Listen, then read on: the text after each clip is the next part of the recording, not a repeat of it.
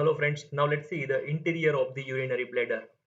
When we cut the urinary bladder from anterior side and see the interior of the bladder from the inner aspect of the base, and that is the view of this image.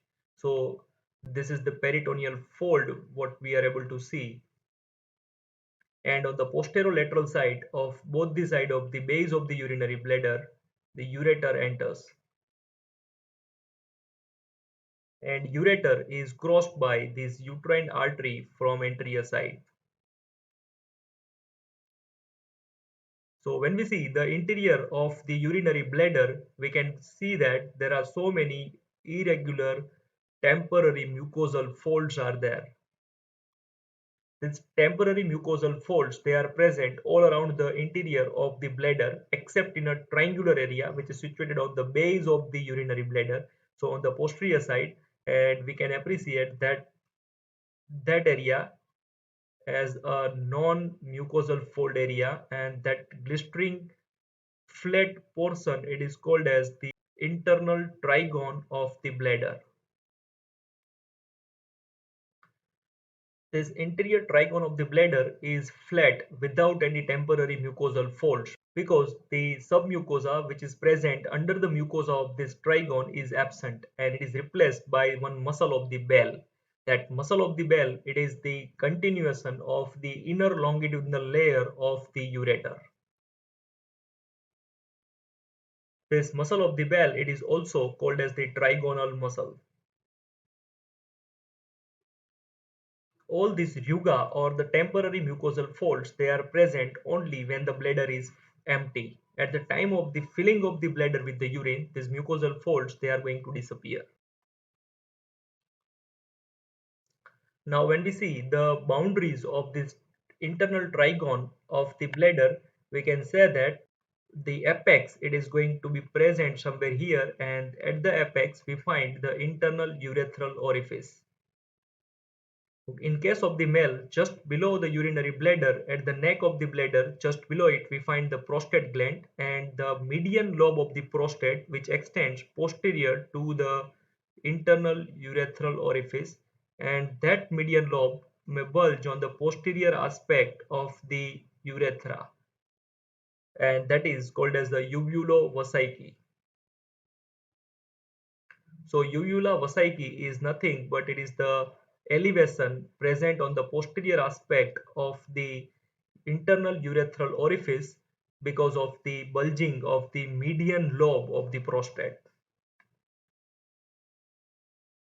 The base of this internal trigone, it is going to be formed by this line, and this is the line between the two openings of the ureter, and this is called as the inter-ureteric ridge, or the other name is mercier's bar.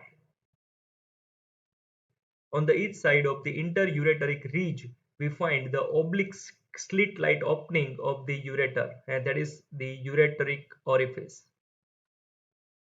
From the ureteric orifice, we find the upward mucosal fold which passes upward and laterally, and this mucosal fold, these are called as the ureteric fold, and this ureteric fold represent the intravesical course of the ureter. Both the lateral side of this trigone, it is going to be formed by this urethro-ureteric ridge. So all these are the boundaries of the trigone of the bladder. Now when we see the importance of this trigone of the bladder, this trigone of the bladder is the most dependent and the fixed part of the urinary bladder. This trigone is richly supplied by arteries and the nerves. And when we see the developmental portion of this trigone of the urinary bladder, it is different from the remaining portion of the bladder. This trigone is going to be derived from the incorporation of the mesonephric duct, so it is going to be developed from the mesoderm, while the remaining portion of the urinary bladder mucosa, it is going to be developed from the endodermal cloaca.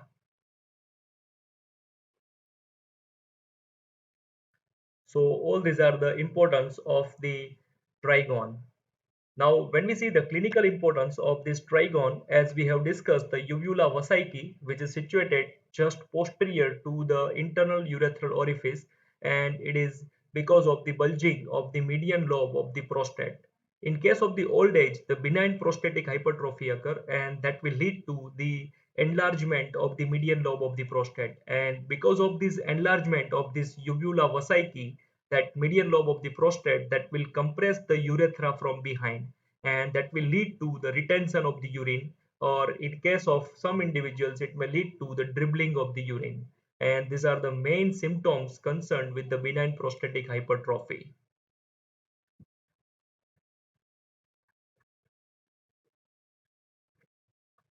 Now, when we see the further some detail regarding the interior of the bladder, we can say that this urinary bladder having a muscular cord, and that muscular cord, it is called as a detrusal muscle. This detrusal muscle has actually three muscle layers: outer longitudinal, middle circular, and inner longitudinal. In case of the male, the middle circular layer, it is going to wrap around the internal urethral orifice somewhere here, and these are going to form the internal urethral sphincter. This internal urethral sphincter, in case of the male, when get contract, it will prevent the backflow of the semen during ejaculation. But in case of the female, this internal urethral sphincter is absent.